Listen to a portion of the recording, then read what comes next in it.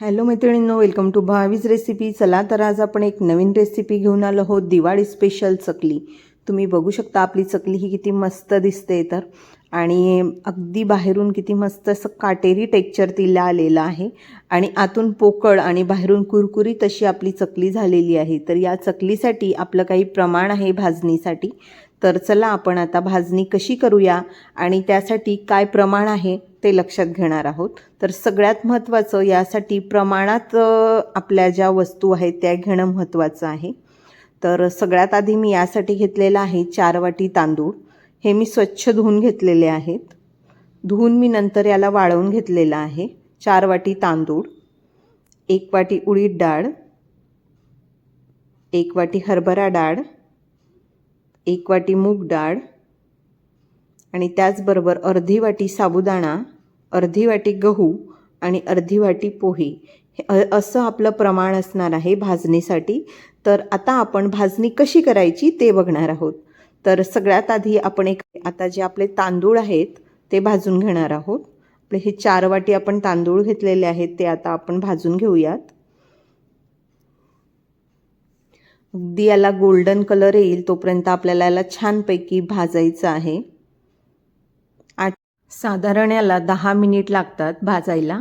हे छानपैकी याला असं लाईट गोल्डन ब्राऊन कलर आला की समजायचं की हे छानपैकी भाजले गेलेत. तर अशा प्रकारे आपण असंच कंटिन्यू परतत राहणार आहोत. तुम्ही बघू शकता हलकासा गोल्डन ब्राऊन कलर याला आलेला आहे.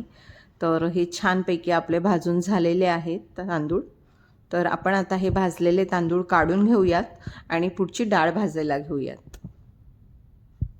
सगळ्यात आधी आपण हरभरा डाळ घेणार आहोत भाजायला. तर डाळ आपली 1 वाटी असल्यामुळेच अगदी सहज 3 ते 4 मिनिटांमध्ये छानपैकी भाजून होणार. याला पण थोडंसं लाईट गोल्डन ब्राऊन कलर आला की समजायचं छानपैकी भाजली गेली. त्याला पण आपल्याला कंटिन्यू असंच परतत राहायचं आहे. ह्या ज्या आपल्या डाळी आणि तांदूळ आहेत याला आपल्याला असं छानपैकी असं खरपूस असं भाजायचं आहे. जर आपली भाजणी व्यवस्थित झाली तर आपली चकली पण एकदम मस्त जमते. त्यामुळे आपल्याला हे जे भाजणी करतो आपण ही अतिशय छान प्रकारे करायची आहे. तर आपण आता उडीद डाळ भाजायला घेऊयात. हे 1 वाटी डाळ असल्यामुळे हे लगेच आपलं भाजून होणार आहे. 4 ते 5 मिनिटांमध्ये डाळ मस्त छान भाजून होते. तर असंच आपल्याला कंटिन्यू परतत राहायचं आहे. बघा छान त्याला हलकासा गोल्डन ब्राऊन कलर येत आहे. मस्त असा त्याचा कलर चेंज झालेला आहे. तुम्ही बघू शकता गेलेली आहे. तर मस्त आपण ही पण डाळ आपली भाजून झालेली आहे. आपण काढून घेऊयात आणि पुढची डाळ भाजायला घेऊयात, मूग डाळ. ही पण आपण तशाच प्रकारे भाजून घेणार आहोत. लाईट गोल्डन ब्राऊन कलर येईल तोपर्यंत आपल्याला याला भाजायचं आहे.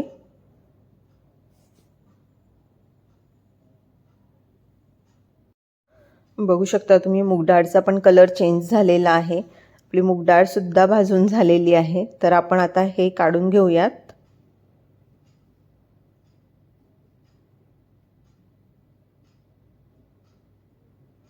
आणि नेक्स्ट आपण आता गहू भाजायला घेणार आहोत.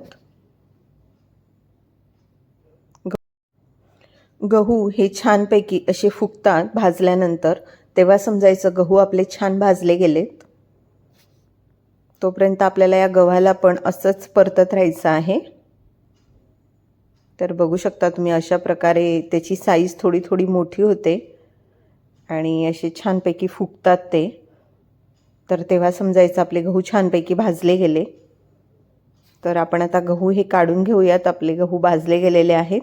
तर नेक्स्ट आपण आता साबुदाणा भाजायला घेऊयात. साबुदाणा पण तसाच, साबुदाणा पण थोडा थोडा मोठा होतो भाजला गेल्याच्या नंतर. तशाच प्रकारे आपण साबुदाणा सुद्धा भाजून घेऊयात.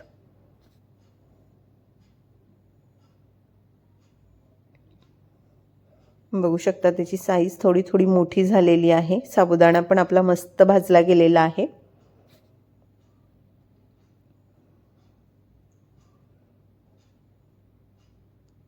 तर साबुदाणा भाजला गेलेला आहे. आपण आता काढून घेऊयात आणि नेक्स्ट आपण पोहे भाजायला घेऊयात.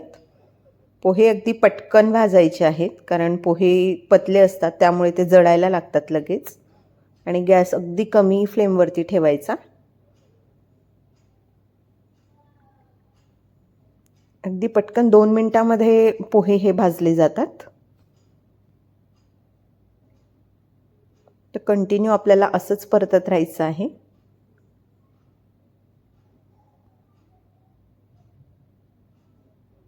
तर अशाच प्रकारे आपण हे सगळं भाजलेलं आहे. फक्त नेक्स्ट आपण आता त्यामध्ये भाजणीमध्ये टाकण्यासाठी 2 चमचे धणे आणि 2 चमचे जिरे हे आपण छानपैकी असं भाजून घेणार आहोत. छानपैकी 1 ते 2 मिनिटामध्ये मस्त भाजून होतं. त्याचं थोडंसं मॉइश्चर कमी झालं की लगेच आपण हे काढून घेऊयात.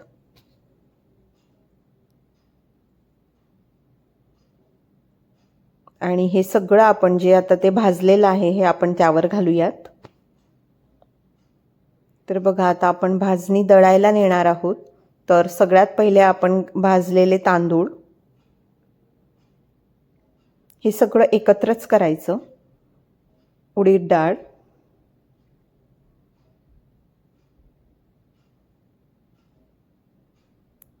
मूग डाळ,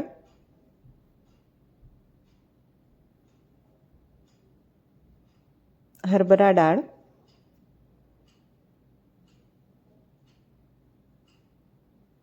नंतर आपण घालणार आहोत साबुदाणा,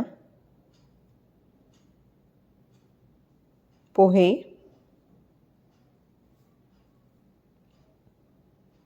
आणि गहू. आणि यातच आपण घालायचं आहे धणे आणि जिरे. तर हे सगळं आपल्याला असं एकत्र दळून आणायचं आहे. हे सगळं आपण आता मिक्स करूयात.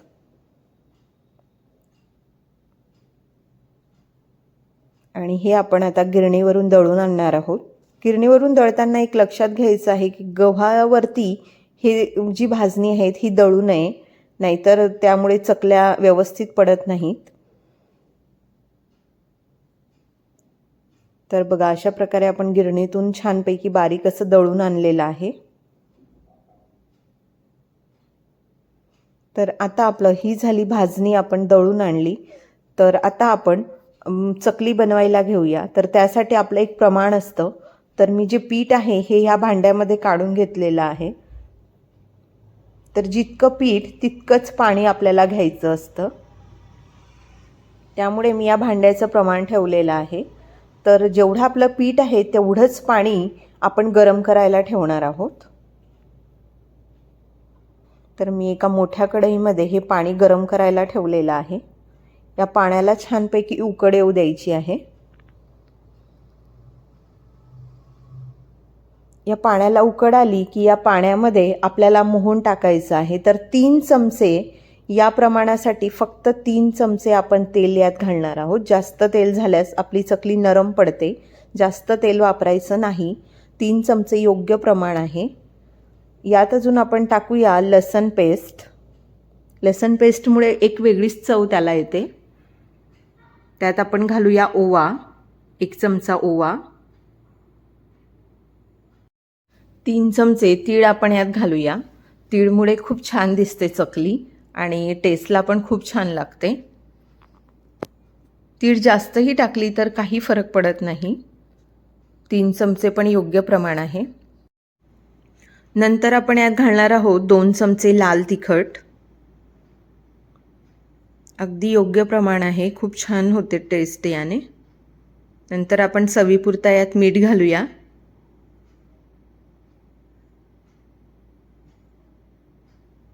आणि याला आपल्याला एक उकळी येऊ द्यायची आहे छान. आणि आता नंतर आपल्याला थोडासा आपण गरम मसाला घालणार आहोत टेस्टसाठी. आता याला आपल्याला सगळं व्यवस्थित असं हलवून घ्यायचं आहे जेणेकरून हे सगळं असं एकजीव होईल आणि पाण्यामध्ये छानपैकी याचा अर्क उतरेल. या पाण्याला छानपैकी आता एक उकळी येऊ देऊयात आपण. या पाण्याला उकळी आलेली आहे. त्यानंतर आपण यात घालणार आहोत अर्धा चमचा हळद. पुन्हा आपल्याला याला असंच परतून घ्यायचं आहे. व्यवस्थित याला मस्त छानपैकी याला आता मस्त उकळू देऊयात आपण. उकळत्या पाण्याला आलेली आहे.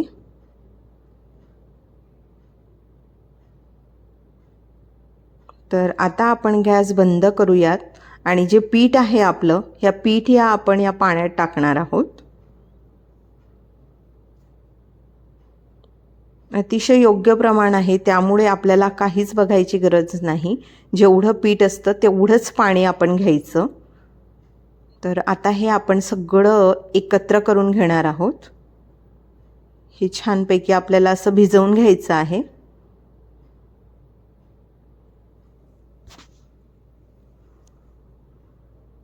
गरम असेपर्यंतच याला व्यवस्थित आपल्याला असं भिजवून घेऊयात आपण, म्हणजे चकली ही व्यवस्थित पडते पुढे. मग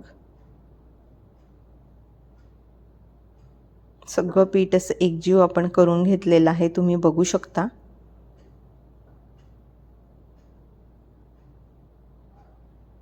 अगदी सोपी पद्धत आहे.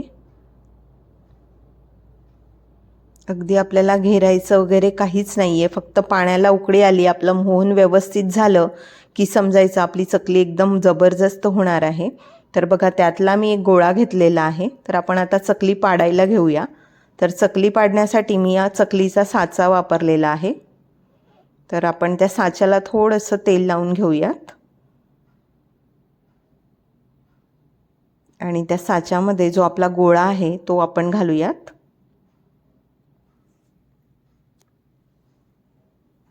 थोडं कोमट असतानाच आपल्याला याच्या चकल्या पाडून घ्यायच्या आहेत. पटापट पडतात थोडं गरम असताना.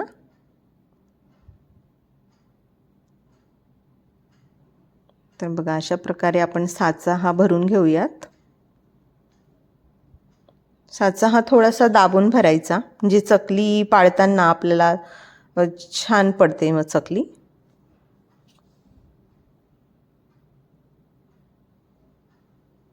तर अशा प्रकारे साचा भरून झालेला आहे. तर आपण आता साचा बंद करूयात आणि आता चकली पाडायला घेऊयात. तर आता आपण चकली पाडणार आहोत. अगदी आपलं पीठ अगदी मस्त छान झालेलं आहे, त्यामुळे चकली ही सहज आपली पडणार आहे. तर तुम्ही बघू शकता, अगदी सहज आपली चकली पडते. अशी गोलगोल गोलगोल आपल्याला चकलीला छानपैकी असा आकार द्यायचा आहे. आणि जी शेवटचं जे असतं ते हे व्यवस्थित असं दाबून घ्यायचं आहे, जेणेकरून आपली चकली ही तेलात टाकल्यावरती सुटणार नाही. तर अशाच प्रकारे आपण हे चकली पाडून घेऊयात. एकदम मस्त अशी काटेरी अशी चकली आपली पडत आहे. तर हे जे लास्टचं टोक असतं हे व्यवस्थित आपल्याला अशा पद्धतीने दाबून घ्यायचं आहे. तर अशाच प्रकारे आपण बाकीच्याही चकल्या पाडून घेऊयात. तुम्ही बघू शकता आपल्या चकल्या पाडून झालेल्या आहे. किती मस्त असं काटेरी त्याला टेक्स्चर आलेलं आहे, तुम्ही बघू शकता. आणि हातावर पण किती सहज अलगद आपण तिला उचलू शकतोय. तर बघा, आता अशाच प्रकारे आपण ही चकली कशी तळायची ते बघणार आहोत. तर चकली तळायला टाकताना अशीची अशी उचलून अशीची अशी तेलात सोडायची. तर चला, आपण सगळ्यात आधी आता तेल गरम करायला ठेवूयात. तेल हे आपल्याला पूर्णपणे व्यवस्थित असं तापू द्यायचं आहे. तर बघा, अशा प्रकारे आपण ही चकली या तेलात सोडणार आहोत. तेल एकदम मस्त तापलेलं आहे. तर अशाच फुल गॅसवरती आपल्याला चकली सोडायची असते, नाहीतर चकली सुटते. नंतर आपण चकली सोडल्याच्या नंतर आपण गॅस मिडियम फ्लेमवरती करायचा. हे बुडबुडे जोपर्यंत कमी होत नाही तोपर्यंत या चकलीला उलटवायचं नाही. तर बघा, अशाच प्रकारे तिला एक साईडने व्यवस्थित आपल्याला तळू द्यायची आहे, तेव्हाच ती छान कुरकुरीत होते. चकली फक्त 2 वेळेला उलटवायची. तर ही पूर्ण बुडबुडे कमी झाल्याशिवाय चकलीला आपला चमचा लावायचा नाही. तर हे बुडबुडे आता कमी झालेले आहेत. तर आपण आता चकलीला उलटवून घेऊयात. तुम्ही बघू शकता किती सहज ती उलटली आहे, किंवा किती छान तिला टेक्स्चर आलेलं आहे. अगदी सुटलेली वगैरे अजिबात नाही आहे. तर अशाच प्रकारे आपल्याला ह्या साईडने पण ही व्यवस्थित तळू द्यायची आहे. हिला थोडंसं लाईट गोल्डन ब्राऊन कलर आला की हिला आपण काढून घेऊयात चकलीला. एकदम मस्त, बघू शकता किती मस्त चकली आपली तळून झालेली आहे. तर अशाच प्रकारे आपण बाकीच्याही चकल्या तळून घेणार आहोत. चकली तळताना फक्त आपल्या ज्या काही टिप्स आहेत त्या आपण लक्षात घेणार आहोत. अशाच प्रकारे बाकीच्याही चकल्या आपण तळून घेऊयात. आणि ज्या चकल्या तयार झालेल्या आहेत त्या आपण बघणार आहोत आता. किती मस्त छानपैकी टेक्स्चर त्याला आलेलं आहे, अगदी काटेरी टेक्स्चर त्याला आलेलं आहे. आणि आता आपण बघणार आहोत आतून पोकळ आणि बाहेरून कुरकुरीत अशी आपली चकली झालेली आहे. अगदी अलगद अशा पद्धतीने तुटलेली आहे. अगदी साध्या आणि सोप्या पद्धतीने आपली भाजणीची चकली ही तयार झालेली आहे. तुम्ही बघू शकता किती मस्त आपली चकली तयार झालेली आहे. तर अगदी नवीन शिकणाऱ्याला सुद्धा ही चकली जमेल अशी आपली सोपी आणि साधी पद्धत आहे.